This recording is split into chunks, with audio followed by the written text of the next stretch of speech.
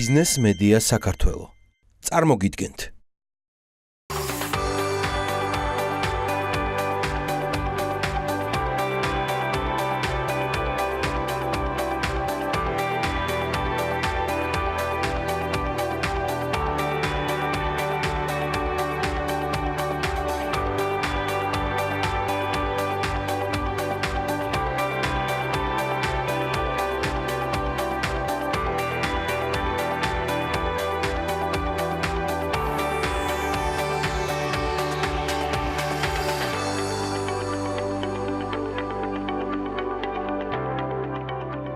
ბათუმის საჭადრაკო კლუბ ნონას წევრი ნინო ბაციაშვილი მამაკაცთა შორის გროსმაისტერი დიდოსტატი გახდა. დიმიტრი შევარდნაძის სახელობის ეროვნული გალერეა ორ იტალიურ გამოფენას უმასპინძლებს.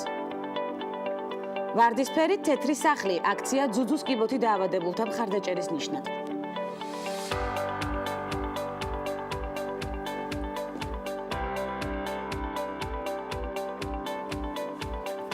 სამშაბათი დღე 3 ოქტომბერი და ნარატივით პოზიტიური დილა გადაცემის გახსნა სასიხარულო ინფორმაციით უკვე ტრადიციად გვექცა ამჯერად კეიკო მაცუის თაყვანისმცემელთათვის ყურადსაღები ინფორმაცია ქალების ნარატივის არეალში ცნობილი იაპონელი პიანისტი და კომპოზიტორი კეიკო მაცუი თბილისში ჩამოდის ის 8 ნოემბერს ფილარმონიის დიდ საკონცერტო დარბაზში კონცერტს გამართავს და ახალ რეპერტუარს წარმოადგენს მუსიკოსმა ქართულ მსმენელს ვიდეო მიმართვით გადმოსცა პოზიტივი და აღნიშნა მე კეიკო მაცუი ვარ ძალიან მოხარული ვიქნები ყველა თქვენგანის ხილვით საქართველოში თბილისში 8 ნოემბერს.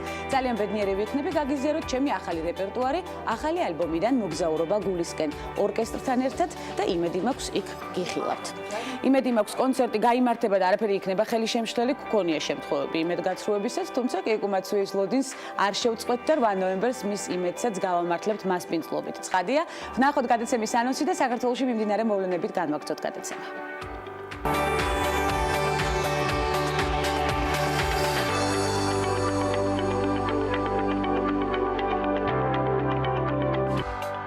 რატომ თქვა ქართველმა სტუდენტმა უარი იტალიაში 2 წლიან სწავლებაზე და სად მოიხსენიებენ აფხაზეთს როგორც დამოუკიდებელ სახელმწიფოს? საქართველოში დაბრუნებული ქრისტინა არაქელოვას ღია ეთერი, პირველად TV პირველის პირდაპირ ეთერში.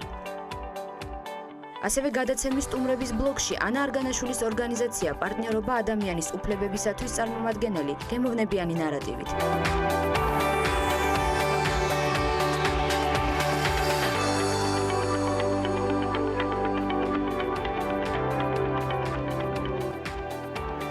დაპირების საქართველოში მიმდინარე მოვლენებით ხსნით გადაცემას ბათუმის საჭადრაკო კლუბ ნონას წევრი ნინო ბაციაშვილი მამაკაცთა შორის გროსმაისტერი დიდოსტატი გახდა საჭადრაკო ტურნირზე, რომელიც ინგლისში მიმდინარეობდა. ნინომ რეიტინგს 2500 გადააჭარბა და მალე ფიდეს კონგრესზე მიანიჭებენ უმაღლეს წოდებას ჭადრაკში.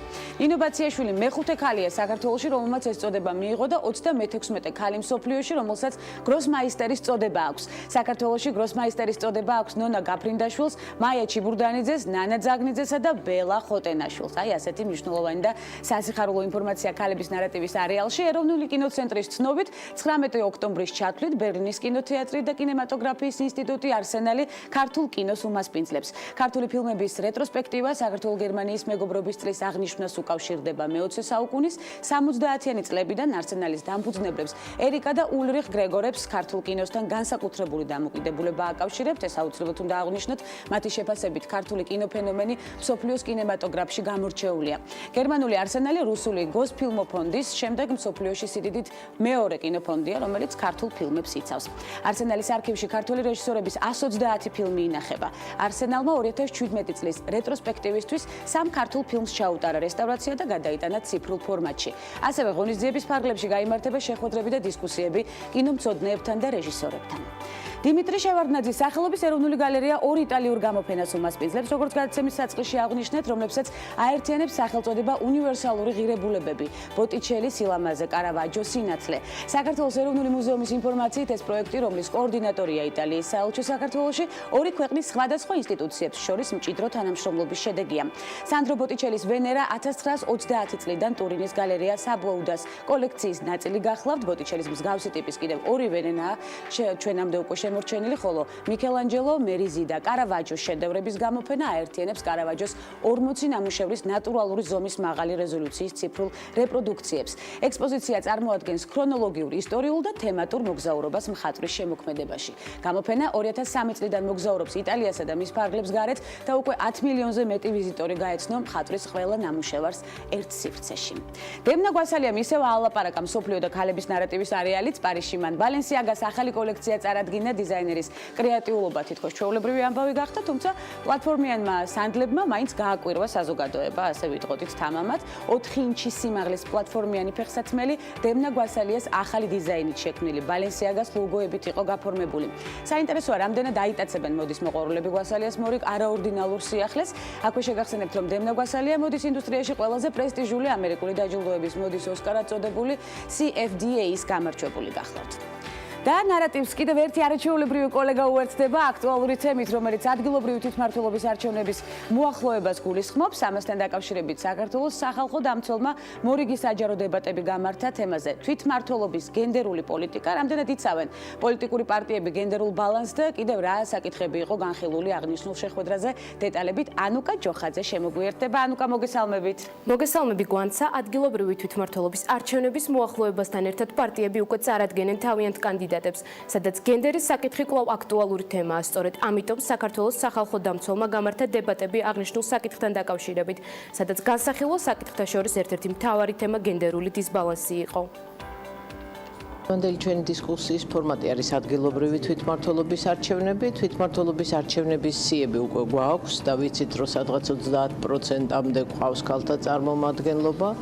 სამწუხაროდ არ ვიცით ზუსტად რომელ ადგილებზე არიან ათეულში ეს ქალები, მაგრამ სინამდვილეში მინდა გითხრათ ის, რომ ძალიან დაბალია მათი მაჩვენებელი, ანუ არადამაკმაყოფილებელი.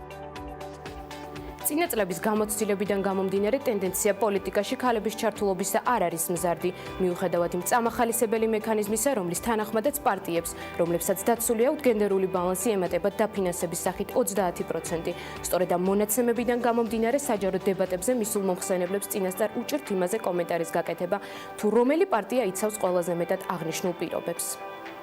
ვის უფრო ყავდა წარმოდგენილი, იმიტომ რომ თქვენ იცით, რომ დღეს თითქმის 12 პოლიტიკური პარტია, რომელიც გაერთიანებებით იყო შემოსული, იღებს დაფინანსებას, რომელიც ჩვენ კანონში გვაქვს წამახალისებელი ნორმა, სადაც 30% ემატება პარტიას, რომელსაც დაცული აქვს ეს ბალანსი. მაგრამ სინამდვილეში ყველაზე დიდი პრობლემა მაინც რჩება ის, რომ პოლიტიკური პარტიები ვერ განვითარდა საქართველოში, პოლიტიკური პარტიების კულტურა ძალიან დაბალია. ამიტომ წარმომადგენლობაც ქალთა მასში ძალიან დაბალია.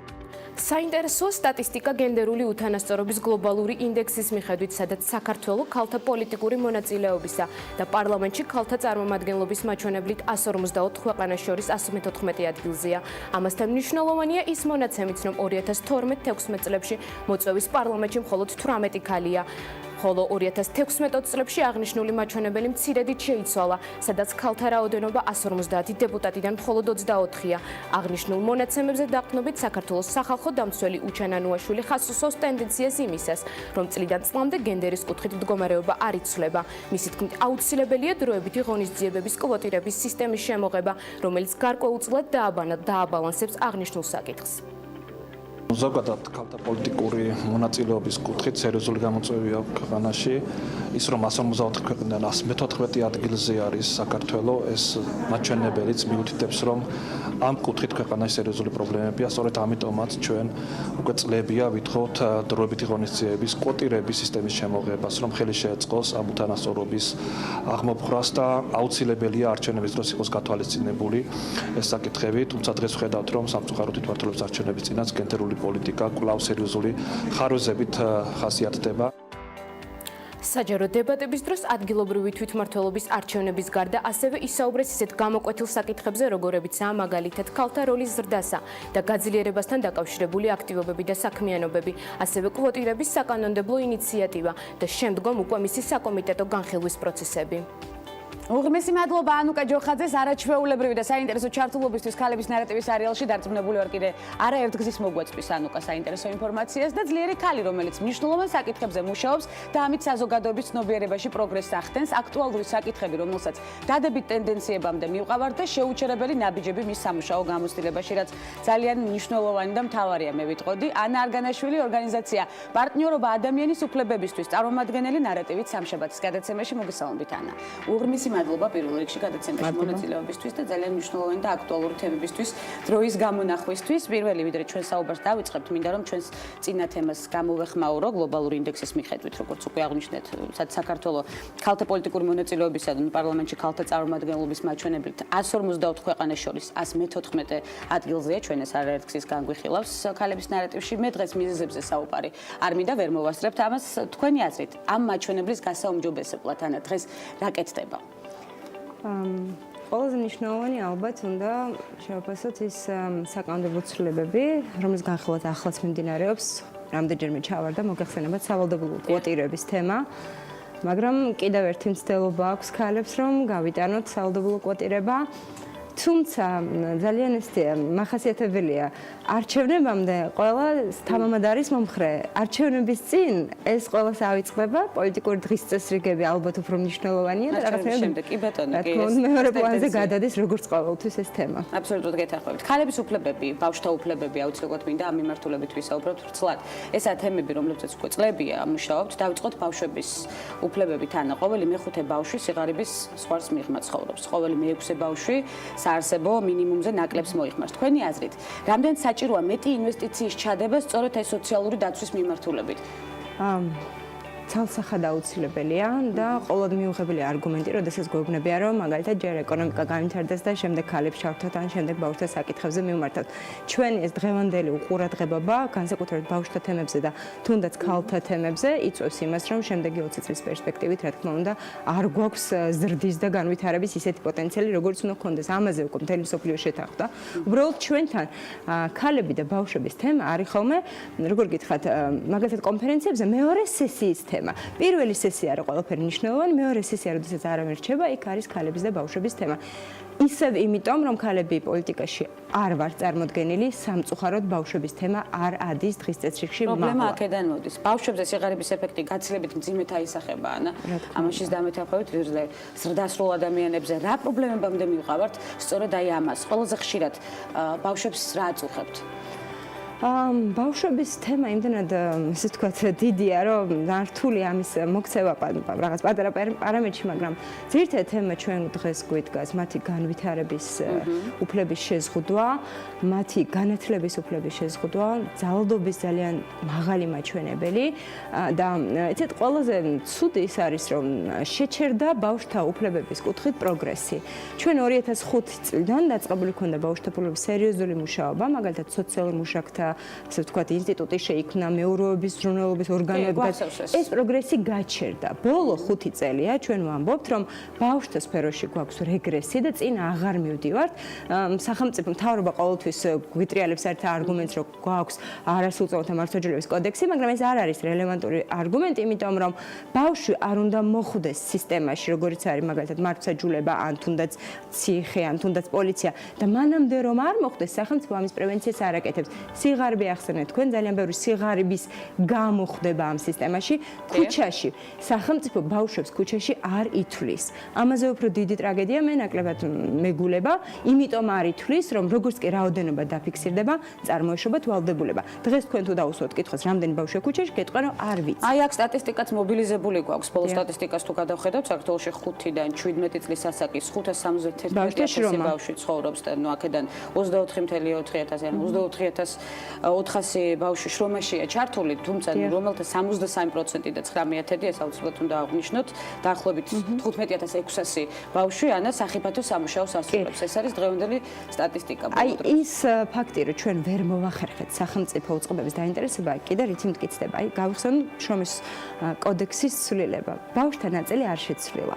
არ დაკონკრეტებულა, რომელია ბავშვთა შრომა, სახიფათო შრომა, რა პირობებია ბავშვისთვის სახიფათო, ვინ უნდა გააკეთოს საქართველოს მონიტორინგი, აი მაგალითად ჩვენ ვიცით რომ შეიქმნა ინსპექცია, ხო, შრომის ინსპექცია. ბავშვთა საკითხებს უბრალოდ არ განიხილავენ. ანუ რაღაცნაირად თითქოს ბავშვები მოგვარებული გვაქვს ჭყალებში და ამ მთავარ მიზეზის არის რომ ბავშვებს არ აქვთ ხმა, ბავშვები ვერ გამოდიან მიტინგს ვერ უწყობენ, ბავშვები ვერ აპროტესტებენ, სასამართლოში ვერ მივდივართ.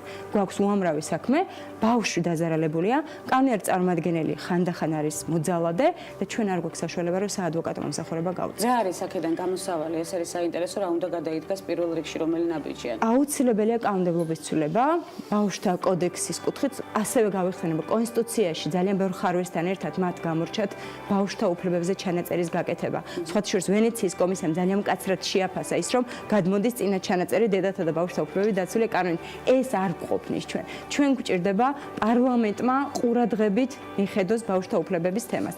სხვა შემთხვევაში რეფორმები ვერ განხორციელდება სამწუხაროდ. ძალიან ბევრი პრობლემა იბადება აქედან სკოლის მიტოვებაც ეს არის. ძალიან მაღალი მაჩვენებლები. მნიშვნელოვანი მაჩვენებელი, რომელსაც კიდევ ცალკე გადაცემის დათმობა მოგვიწევს და აუცილებლად დაუთმობთ კიდეც ან თქვენთან ერთად. დაუძლეველი ბულინგი ასევე ძალიან მნიშვნელოვანი, უკვე სკოლაში გადავინაცვლოთ შიგნით ბრძოლის სუსტი მექანიზმები და ვარქვათ ასე და ფავორიტიზმი სკოლებში. ეს არის ერთ-ერთი ასევე მნიშვნელოვანი უმწვავესი საკითხია. ამ ბოლო დროს შეიძინა ძალიან დიდი მასშტაბები სამწუხაროდ და ეს იგივე სუიციდის და თვითდაზიანების სერიოზული ფაქტები გვაქვს, მაგრამ სამწუხაროდ განათლების სამინისტრო ამაზე პასუხობს, რომ ისინი ტრენინგებს ატარებენ. არავინ არ ამოწმებს ტრენინგ ჩატარებული მასწავლებელი ახერხებს თუ არა ამის მართვას. არავინ ისევ და ისევ არ ითვლის, იმიტომ რომ სტატისტიკის შექმნა მათთვის არის პრობლემა. ბავშვების ერთადერთი გამოსავალია ხოლმე რომ გადაიყვანონ სხვა სკოლაში, სკოლაც ბედნიერია, მშობელსაც სხვა გამოსავალი არ აქვს, იმ სკოლაში იწყება იგივე პრობლემები. ამაზე ასევე მოგახსენებთ, რომ სასამართლოში მიგვაქვს ძალიან სერიოზული საქმეები და ძალიან მალე ვფიქრობთ, რომ მართლმსაჯულებამ უნდა თქვას, რომ ბავშვის უფლებები სკოლაში უნდა იყოს დაცული. სხვა გამოსავალი არ გვაქვს. რა ვადებში შეიძლება რომ მოხდეს უკვე? უახლოეს თვეებში ჩვენ გვინდა რომ უკვე სასამართლომ დაიცვას ბავშვის უფლებები, იმიტომ რომ აქამდე ძალიან ასე ვთქვათ ველოდით რომ განათლების სამინისტრო გამოძებინდა დროს ან ჯანდაცვის სამინისტრო როგორც ჩანს აღმასრულებელ ხელისუფლებას არ აქვს ამის დრო. სხვა პრიორიტეტებია, არჩევნებია, არ ვიცი, რაღაც სხვა პრიორიტეტებია. ამიტომ ჩვენ უკვე უნდა მივმართოთ სასამართლოს უახლოეს თვეებში შევასარჩელები ბავშვთა დასაცავად. აქტიური სამუშაო გრაფიკი, ის მნიშვნელოვანი ნაბიჯები, რომელიც დიალოგის დაწყებამდე ვახსენე, უღრმესი მადლობა სწორედ ამ სამუშაოებისთვის. კიდევ ერთხელ უღრმესი მადლობა მობრძანებისთვის და კიდევ გადაგიხდით მადლობას უკვე სამომავლო შეხვედრებისთვის და უკვე შედეგებზე, რა თქმა უნდა, სასაუბროთ. ანა არგანაშვილი, არაჩვეულებრივი რესპონდენტი სტუმრობდა გადაცემას ქალების ნარატივი, ძალიან მნიშვნელოვანი და აქტუალური თემებით, რომელსაც არაერთხელ შევეხებით ცხადია ქალების ნარატივის სერიალში. მცირე სარეკლამო ბლოკის შემდეგ უცხოეთში განვითარებული მოვლენებით და საინტერესო სტუმართან ერთად ბრუნდებით გადაცემაში დაგვრჩით.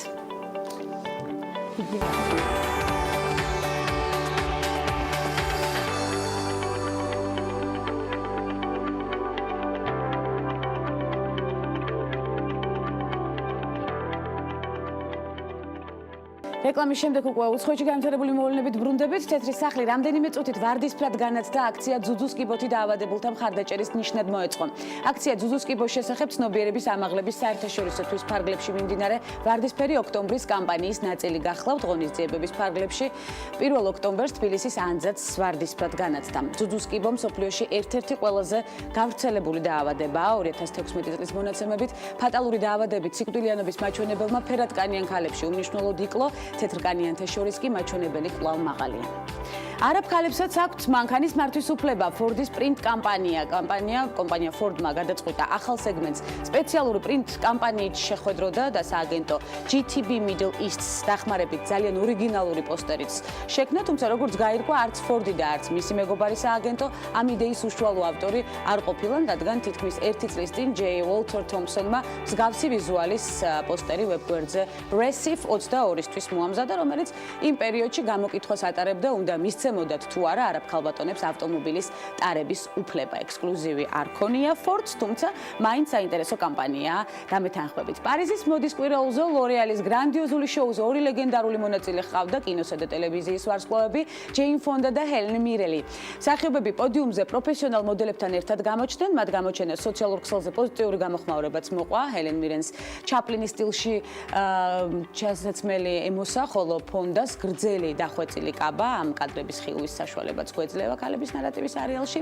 ჟურნალმა Forbes-მა კი ყველაზე მაღალ ანაზღაურებადი სატელევიზიო მსახიობების რეიტინგი შეადგინა, შედეგად გამოვლინდა, რომ ყველაზე მაღალი ჰონორარები სერიალ დიდი აფეთქების თეორიის ვარსკვლავებს აქვთ. სიის პირველ ადგილზე სწორედ ჯიმ პარსონსი იმყოფება, ბოლო 1 წლის მანძილზე მისი პირადი ბიუჯეტი 27.5 მილიონი დოლარია, მეორე და მესამე ადგილებზე მისი კოლეგები ჯონ გალეკი 26.5 მილიონით და საიმონ ჰელბერგი 26 მილიონი დოლარით იმყოფებიან. მათ კი კუნალ ნაიარი მოყვება 25 მილიონით. სერიალის თითოეული ძირითადი მსახიობი ერთ სერიაში $1 მილიონ იღებს. ყოველი სეზონი კი 20-22 სერიისგან შედგება, გამოვთვალეთ მარტივად. ჩარლის ანგელოზებისკენ გადავინაცვლოთ. ჩარლის ანგელოზები ეკრანებს უბრუნდება. ცნობილია, რომ ფილმს ელიზაბეთ ბენქსი გადაიღებს. ბოლო რამდენიმე დღის წინ მთავარ პერსონაჟებზე პირველი ინფორმაცია გავრცელდა. სტუდია Sony Pictures მთავარ როლებზე ბინდის ვარსკვლავს, კრისტენ სტიუარტსა და მონობის 12 წლის ერთ-ერთი მთავარი როლის შემსრულებელს ლუპიტა ნიონგოს მოიაზრებს. შეგახსენებთ, რომ თავდაპირველად ჩარლის ანგელოზები 70-იანი წლების პოპულარული სერიალი გახდათ და მთავარ როლს მასში ფარა ფოსეტი ასრულებდა. მოგვიანებით კი მის მიხედვით გადაიღეს ფილმები და მათში მთავარ როლებში კამერონ დიაზი, დრიუ ბერიმორი და ლუსი ლუ მოგვევლინენ. პრემიერის ოფიციალური თარიღი ამ დროისთვის უცნობია, თუმცა აუცილებლად მოვიძიებთ ინფორმაციას და რაც თქმა უნდა გვექნება ქალების ნარატივის არეალში აქტუალური და მნიშვნელოვანი თემები ყოველთვის განსახილველად. ვანკუვერში გადავინაცვლოთ. ვანკუვერი 2010-ის ოლიმპიური ჩემპიონი ლინდსი ვონი სამთო სათხილამურო სპორტის ფედერაციას თხოვნით მიმართავს მას მსოფლიო თასის სწრაფ დაშვების შეჯიბრში მოთხილამურეებთან, კაც მოთხილამურეებთან ერთად ასპარეზობას სურს. თუ შემიძლია ვივარჯიშო კაცებთან ერთად, რატომ არ შეიძლება შევეჯიბრო კიდეც? ქალებს შორის მრავალი კონკურსი მომიგია და რატომ არ შემიძლია შემდეგ დონეზე გადავიდე? კაცების გუნდი შემდეგი დონეა, ეს ფაქტია. მინდა გამოვიდე იქ, სადაც საკუთარი ძალების მაქსიმუმს გამოვაჩენ, განაცხადა სპორტსმენმა. ფედერაცია ამ საკითხს 3-4 ოქტომბერს განიხილავს და ცხადია გვექნება ამის თაობაზეც ამომწურავი ინფორმაცია. საფრანგეთის ხელისუფლება კი ამასობაში ეძებს ოჯახს, რომელიც თანახმა იცხოვროს დაუსახლებელ კუნძულზე კემენესზე. წყვილმა, რომელიც იქ მანამდე 10 წელი გასტანა, გადაწყვიტა, რომ ცივილიზაციას დაუბრუნდეს. ამის შესახებ BBC წერს. კემენესი ბრეტანის ნახევარკუნძულის დასავლეთით მდებარეობს და თითქმის სულ ქვიშით არის დაფარული. აქ ცხოვრობენ ზღვის ლომები, ზღვის ფრინველები, კურდღლები, შავი ჯუჯა და ცხვრების ფარაც. მოკლედ, ერთადერთი რაც კუნძულს აკლია ადამიანებია და კუნძულზე ადამიანები სულ მცირე 1000 წელი ცხოვრობდნენ აქ, თუმცა 25 წლის წინ ტერიტორია მთლიანად დაიცალა ფრანგულმა საზღვაო კომპანია კონსერვატორ დე ასევე ლიტორალმა ეს კუნძული მალევე იყიდა, თუმცა იქ აღარ მოაწყო გასართობი ატრაქციონები, არამედ დატოვა ის ფერმა, რომელიც მანამდე გაშენდა. 2007 წელს კი დევიდ და სიუზი კიუსნიე კემენესზე დასახლდნენ და კუნძულის მოვლაც დაიწყეს. 10 წლის შემდეგ ოჯახს უკვე შვილები შეეძინა და მათთვის ამჟამად უფრო მოსახერხებელია ცხადია ქალაქში ცხოვრება. ვნახოთ როგორ გამოეხმაურებიან ამ განცხადებას. უცხოეთში მიმდინარე მოვლენების შემდეგ დავბრუნდით TV პირველი სტუდიაში და მორიგ საინტერესო სტუმარს მომასპინძლებთ რამდენიმე წამში დაგველოდეთ.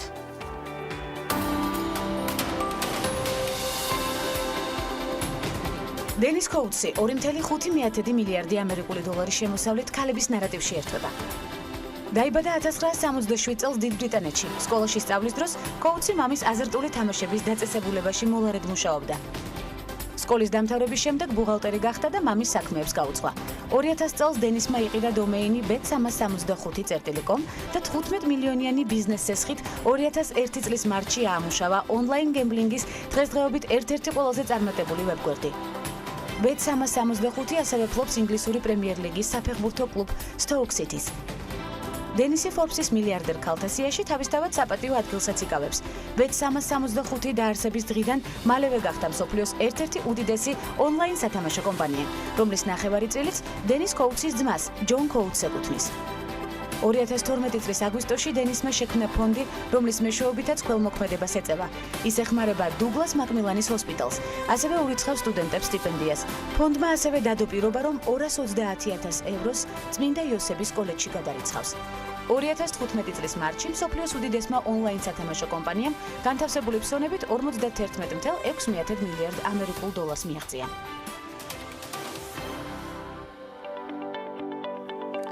რატომ თქვა ქართველმა სტუდენტმა უარი იტალიაში 2 წლიან სწავლებაზე და სად მოიხსენიებენ აფხაზეთს როგორც დამოუკიდებელ სახელმწიფოდ? საქართველოში დაბრუნებული ქრისტინა არაქელოვას ღია ეთერი პირველად TV1-ის პირდაპირ ეთერში სწორედ ნარატივით გვერდდება. ქრისტინა, ძალიან დიდი მადლობა მობრძანებისთვის. მე დავიწყებდი უფრო შორიდან პრინციპში, ვიდრე შენი სტუდენტობის პერიოდიკას გავიხსენებდე იტალიაში. ოქსფორდი შეგვიძლია გავიხსენოთ 2 მაგისტრატურა სხვა მიმართულებით, აქტიური სამუშაო გამოცდილება, თუმცა დღეს აქტუალური თემა არის სწორედ თქვენი დაბრუნება 2 თვის შემდეგ საქართველოში. კარგი, დავიწყოთ აქედან, მაშინ როგორ მოხდით იტალიაში? მას შემდეგ რაც კარგი და მე ვიტყოდი მსუყე სამუშაო გამოცდილება შეიძინეთ არასამთავრობო სექტორშიც, ბევრი კეთილი და საინტერესო საქმე გაგიკეთებიათ ამ წლების განმავლობაში და გისწავლიათ კიდევ უამრავი.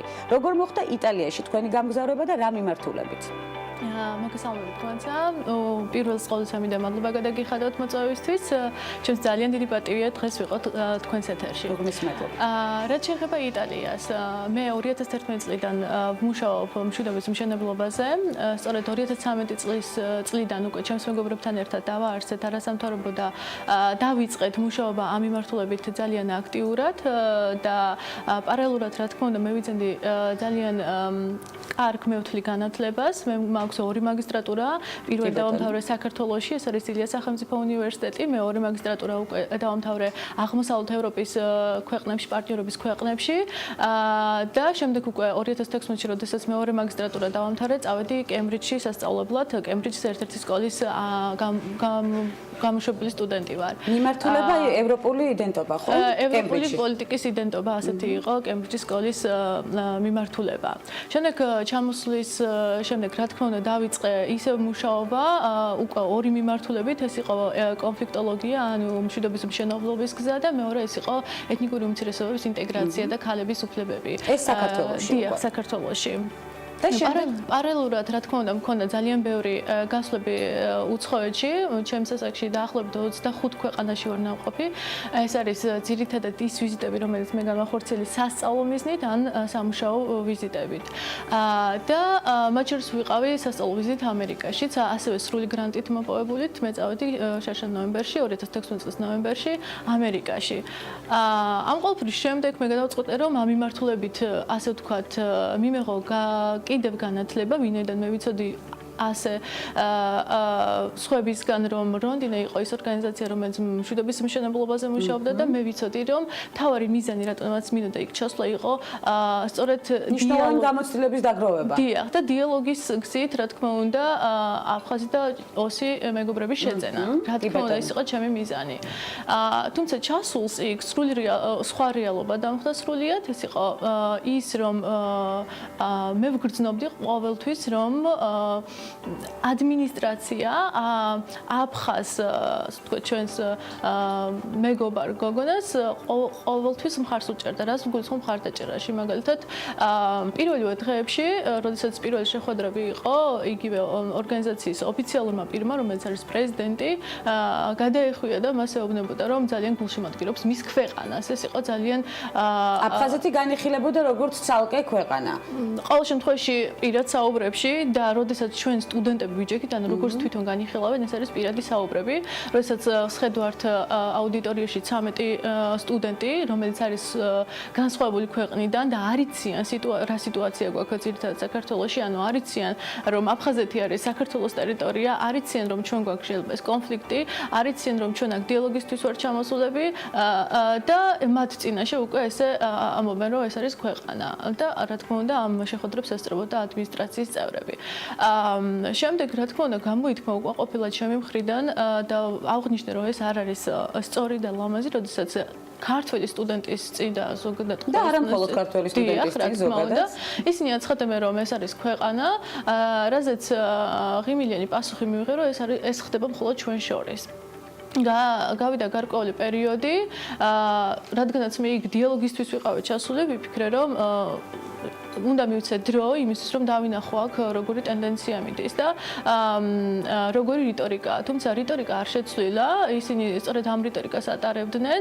მიუხედავად თქვენი გამოხატულებისა, პროტესტისა და დასაბუთებული ინფორმაციისა, ეს გრძელდებოდა პერმანენტულად. რა თქმა უნდა, ეს გრძელდებოდა. რა თქმა უნდა, ეკიდა დროშაც იქ პირველივე დღიდან და მე ეს დავინახე და ამაზეც რა თქმა უნდა გამოთქვი ჩემი უკმაყოფილება, თუმცა რეაგირება იყო ღიმილი უბრალო და როგორც ეხლაც აღნიშნავენ ისინი, მათთვის დროშა წარმოადგენს ინდივიდის სიმბოლოს, როდესაც მე სრულად ვეწინააღმდეგები, იმიტომ რომ დროშა არის სახელმწიფო ატრიბუტი, როდესაც დროშას კიდებს სხვა დამოუკიდებელი ქვეყნების გვერდზე, ეს უკვე ნიშნავს ირიბად, რომ შენ აღიარებ ამ ქვეყანას. ეს იყო ჩემი უდიდესი პროტესტი. რამდენ ხანში დატოვეთ ეს ტერიტორია და ორგანიზაცია? 2 თვეში და 2 დღეში დავტოვე ეს ტერიტორია, ეს ორგანიზაცია. 2 თვის განმავლობაში სწორედ ეს შეიძლება ითქვას შინაური ბრძოლა მიდიოდა თქვენს შორის. და მაინც ვერაფერს გახდით და უკვე გადაწყვეტეთ, რომ იმ ორგანიზაციაში თქვენი ადგილი არ იყო და ჩამორძანდით კვლავ საქართველოში. დიახ, და რატომ გადავწყვიტე ეს? იმიტომ რომ რიტორიკა არ იცვლებოდა და მე მივხვდი, რომ რიტორიკას ვერანაირად ვერ შევცვლიდი. როდესაც უკვე ღიად ვაცხადებდი, რა თქმა უნდა, არ მინდოდა ეს ყველას თანასწორებით ყოფილიყო, იმიტომ რომ ეს გამოიწვევდა უხერხულობას ჩემსა და აფხაზ სტუდენტ გოგონას შორის, რაც შეიძლება კონფლიქტამდე წასულიყო და რასაც თავს ვარიდებდი. ამიტომაც ყოველთვის საუბარი ხდებოდა ჩემსა და ადმინისტრაციას შორის. ამას საჯაროდ სხვა სტუდენტებთან არ ვაცხადებდი. რიტორიკა საბოლოოდ, როდესაც უკვე ბევრმა გაიგო, რომ მე ვფიქრობდი აქტუალურად ჩამოსულიყავი, დაუბრუნებულიყავი საქართველოში, ერთ-ერთმა ორგანიზაციის ერთ-ერთმა წევრმა მითხრა, რომ შენ უნდა დარჩი აქ 2 წელი იმისთვის, რომ მივხვდე, რომ აფხაზეთი არ არის საქართველო. ეს იყო ის სიტყვები, რის საფუძველზეც მე უკვე გადავწყვეტე საბოლოო გადაწყვეტილება და ჩამოვედი, იმიტომ რომ მე დამაღალი განცხადება უთქვამს წარმომადგენელს ორგანიზაციაში. თუ გქონდათ ამ პროგრამის წარმომადგენელთან კომუნიკაცია, მას შემდეგ რაც უკვე ჩამობრძანდით საქართველოში. პირდაპირ კომუნიკაცია არ მქონდა, ისინი ესე იგი, ჩემს განცხადებასთან დაკავშირებით თავიანთი პოზიცია გამოთქვეს და პოზიციაში აღნიშნეს პირველი დროშასთან დაკავშირებით, რომ ეს არის ინდივიდის სიმბოლო, რაც ძალიან უსუსური არგუმენტია ვფიქრობ და მეორე მათ ის თქვეს, რომ ჩვენ შორის ვერ შედგა თანამშრომლობა, რადგანაც მე ვერ გავიარე რაღაცა ეტაპი, რაც ასევე სრული შეუგუეთ იმ ფაქტს, რომელსაც თავად განხორდნენ თავს. ეს იყო მთავარი მიზეზი, როგორც ჩანს, საპროტესტო გადაწყვეტილებას კრიტიკა მოყვა, ამას აუცილებლად უნდა შევეხოთ ქრისტინა, თქვენ თქვი თუ არის სწავლაზე, იმ ალტერნატივაზე თუ გიფიქრიათ, რომ დარჩენილიყავით და ადგილიდან გებრძოლათ და გაგეგრძელებინათ ბრძოლა, შეიცვლებოდა რამე? თქვენი გადმოსახედიდან? მე ვფიქრობ, რომ არა, სწორედ ამიტომ მივიღე ესეთი გადაწყვეტილება, იმიტომ რომ ჩემი წინამორბედებიც იბრძოდნენ. მე არ ვამბობ, რომ მე ვარ ერთადერთი, რომელიც ვიბრძოდი ამის წინააღმდეგ. იყვნენ ჩემი წინამორბედი ქართული სტუდენტები, რომლებიც ხმას იმაღლებდნენ ამის წინააღმდეგ. და ნამდვილად ვიცი, რომ ისინი იბრძოდნენ იმისთვის, რომ არ დაეძახათ აფხაზეთის ქვეყანა და არ მომხდარიყო ესეთი ინციდენტები. ამიტომაც მე პირადად მიმაჩნია, რომ ისინი არიან ნამდვილი გმირები და მათ უნდა უთხრათ, რომ არიან გმირები, იმიტომ რომ ისინი 2 წელი იბრძოდნენ ყოველ დღე. ეს არის ძალიან რთული. და როგორ სრულდებოდა ეს ბრძოლა? როგორც ხედავთ, დროშა ისევ კიდია, რიტორიკა იგივეა. თუმცა მათ გააგრძელეს სწავლა და უკვე შემდეგ ჩამოვიდნენ საქართველოში. კი ბატონო, ცხოვრების თითქმის ყველა ეტაპზე არმენოფობიული დამოკიდებულებების ადრესატიც იყავით. ბახსოვს ჩვენ ეს ამბავიც ამ მიმართულებით. ერთხელ თქვით, რომ უნივერსიტეტის შემაკურსელებმა შეძლეს და ეთნიკური უმცირესობის წარმომადგენლად მაგრძნობინეს თავიო. ანუ ესეთი მსგავსი მიმართულებები ხშირად ხდება და პერიპეტიები და შეიძლება ითქვას ის ბარიერები, რომელიც აუცილებლად უნდა გადავლახოთ და თქვენ ყოველთვის მარტივად რთულად თუ როგორ პრინციპში რთულად იქნება თუ არა, მთავარია მიიღო შედეგი. ამას აკეთებთ და ეს არის მნიშვნელოვანი, რომ თქვენ რა თქმა უნდა არ დაყრით ფარხმას და ყოველთვის იბრძოლებთ მნიშვნელოვანი მიმართულებისთვის, რომელიც არა მხოლოდ თქვენთვის, არამედ სახელმწიფოსთვის კეთდება ცხადია. ისიც ვიცით, რომ სადიპლომო ნაშრომის წერისას ერთ-ერთმა ლექტორმა გითხრეთ, არ მინდაო ეთნიკურმა სომეხმა ქართულ ხელოვნებაზე რეცენზიები წეროსო, ეს ფაქტიც იყო, ამ დამოკიდებულებას როგორ შეხვდით. თამამი გოგო და გააპროტესტეთ კიდეც ალბათ დარწმუნებული ვარ, რომელიც აუცილებლად უნდა მომხდარიყო ეს პროტესტი, უნდა ყოფილიყო ბუნებრივია. თქვენ მსგავსი პერიპეტიების დროს როგორ იქცევით? რაც შეეხება კონკრეტულ кейს, რომელიც თქვენ ახსენეთ, მაგ დროს მე ჯერ კიდევ არ ვიყავი ალბათ ისეთი თამამი გოგო და ბევრი რაღაცის შიში მქონდა. აქედან გამომდინარე, უნივერსიტეტის დამთავრების შემდეგ დავიცავი დიპლომი და შევიცვალე სრულიად ჩემი მიმართულება, ანუ სხვა უნივერსიტეტში გავაგზავნა და სხვა მიმართულებით. იმიტომ რომ ამ სიტყვა ნამდვილად იმოქმედებს ჩემზე. რაც ხო, ნამდვილად იმოქმედებდა ნამდვილად. ანუ პირველი ჩემი პროფესია არის ხელოვნებაცოდნეობა და შემდეგ უკვე საერთაშორისო ურთიერთობების მიმართულებით წავედი, ანუ სრულიად სხვა სფერო ავირჩიე მოღვაწეობისთვის. ეს იყო რა იქნება თქვენი მომდევნო ნაბიჯი? არ ვიცი, ერთადერთი რასაც ვფიქრობ ახლა ის არის, რომ მე ეს პოზიცია, მოქალაქეობრივი პოზიცია გავაკეთე იმისთვის, რომ დამენახებინა, რომ ესეთი ფაქტი ხდება. და არა იმისთვის, რომ ვიღაცა მითხრას, რომ კარგი გოგო ხარ, თავზე ხელი გადამისვას და შემაქოს. ეს არ იყო ჩემი მიზანი. ერთადერთი რისი თქმაც თავმად შემიძლია ის არის, რომ თუ ადამიანს აქვს დაუსჯელობის სინდრომი, ის ყოველთვის გაიმეორებს მუდამ გაიმეორებს ახალ და ახალ დანაშაულს. იმის თქმა მინდა, რომ თუ კი ჩვენ ქმედებებით არ ვაჩვენებთ ყველას, რომ ვიცავთ ჩვენი ქვეყნის ტერიტორიულ მთლიანობას და ჩვენს ქვეყანას, მაშინ აზრი არ ექნება მარტო იმის ძახილს, რომ აფხაზეთი უნდა დავებრუნოთ და აფხაზეთი საქართველოს. ახსენებთ, რომ არ იყავით ადრე ისეთი თამამი გოგო და მოქმედებდა ბუნებრივია ასეთი ტიპის არაპოზიტიური განცხადებები და ვფიქრობ გაუაზრებელიც. ხშირ შემთხვევაში რასეუბნებით საკუთარ თავს, როგორ აძლიერებთ თქვენი შინაგანი ხმით? რა ფრაზაა თქვენი ბარიერების გადამლახველი ფრაზა? იმისთვის რომ გააგრძელოთ სულ აქტიური ნაბიჯებით. ყველაფერი რაც არ ხდება ცხოვრებაში, ხდება უკეთესობისკენ. ალბათ ეს არის ის ფრაზა, რომელიც მე მაძლიერებს და ყოველთვის ვიქცევი ისე, როგორც მიმაჩნია სწორად. შესაბამისად, თუ ჩემს თავთან, საკუთარ თავთან ვარ მართალი, მე უკვე სხვისი მოსაზრების ქვეშ აღარ ვექცევი. რას აპირებთ თქვენ უკვე საქართველოში? ეს არის საინტერესო ამ გაძლიერებული ფრაზის ფონზე. შემოთავაზებები იქნებაო, ამბობენ სხვადასხვა ფრაზებით და სხვადასხვა კომენტარებით Facebook გვერდზე, სოციალურ ქსელებში. ასეთი მითქმა მოთქმები აუცილებლად უნდა დავაკმაყოფილოთ უკვე სატელევიზიო ფორმატიდან. საქართველოში რა აქტივობებს გეგმავთ? უბრუნდებით არასამთავრობო სექტორს, რა აქტიურ ნაბიჯებს ველით ქრისტინა არაქელოვასგან უკვე შემდგომში? კონკრეტულად დღეს ვერ გეტყვით რა აქტიური ნაბიჯები შეიძლება გადაიდგას, მაგრამ ერთადერთი რაც ვიცი ის არის, რომ აუცილებლად გავაგრძელებ მშვიდობის შენებლობის გზით ჩემს მოღვაწეობას. კი, კომენტარებში გაისმა ის მოსაზრება, რომ მე ამ განცხადების შემდეგ რომელიღაცა სავარძელში წამომასკუპლებს, რასაც შემიძლია. ამისთვის გაკეთდა ეს ყველაფერიო ნათქვამია. რასაც შემიძლია თავმად ვუპასუხო, რომ ერთადერთი ადგილი, რომელსაც მე წამოვყავდი იტალიიდან ჩამოსვლის შემდეგ არის ჩემი სახლის სავარძელი და მეტი განტვირთვის ადგილი, არაჩვეულებრივი ადგილი, სახლის სავარძელი, კიდევ რითი იტვირთება ქრისტინა მძიმე და გადატვირთულ სამუშაო გრაფიკში, სპორტის მიმართულებით თუ ხართ აქტიური? ან რაიმე ჰობი თუ გაქვთ ხელოვნების მიმართულებით? კი, მიყვარს ძალიან ფერწერა. დღემდე დავდივარ ჩემი საყვარელი მხატვრების სახელოსნოებში, მიყვარს სპორტი, რა თქმა უნდა, დავდივარ ცურვაზე და ვცდილობ, რომ აქტიური სპორტული ცხოვრებითაც ვიცხოვრო. დღესდღეობით ერთადერთი რაც შემიძლია ვთქვა, რომ მინდა გავაგრძელო ამ სფეროში მოღვაწეობა და ხო, ესეთი მოსაზრება იყო კიდევ, რომ პოლიტიკურ ქულებს ვიწერდი, რაც სრული აბსურდი არის. არ ვიცი, ამ ადამიანებს, ვინც ასეთ კომენტარებს მიწერ, შეიძლება ახსოვთ, რომ 2014-15 წლებში მე აქტიურად ვიყავი პოლიტიკურ ცხოვრებაში ჩართული და სწორედ იმ პოლიტიკური პარტიის წევრი ვიყავი, რომელიც იყო სამთავრობო სექტორში. თუმცა, იმის გამო, რომ მე ჩავთვალე, რომ არ ვარ ადამიანი, რომელიც პოლიტიკური ცხოვრებისთვის არის მზად, მე განვერიდე პოლიტიკურ ცხოვრებას და წამოვედი აქედან გამომდინარე. დღესდღეობით მე ვფიქრობ, რომ არ ვარ მზად პოლიტიკური ცხოვრებისთვის და აქტიურ პოლიტიკაში მოსასვლელად. და არ გჭირდება პოლიტიკური ქულები, ასე რომ ეს არ იყო ის ნაბიჯი, რომელთაც აღიქვამენ ასე საზოგადოებაში. გარკვეულ ნაწილში პრინციპში. მე ვთვლი, რომ თუ გინდა რომ ცვლილებები მოახდინო, ამისთვის არ არის საჭირო, რომ იყო პოლიტიკოსი. მარტინ ლუთერ კინგი არ ყოფილა პოლიტიკოსი, მაგრამ მან შეცვალა მთელი ამერიკის ხალხის ისტორია. დაახლოებით ასეთი მიდგომა მოქმედს, თუ გინდა რომ საზოგადოება შეცვალოს, შენ უნდა გადადგა რეალური ნაბიჯები.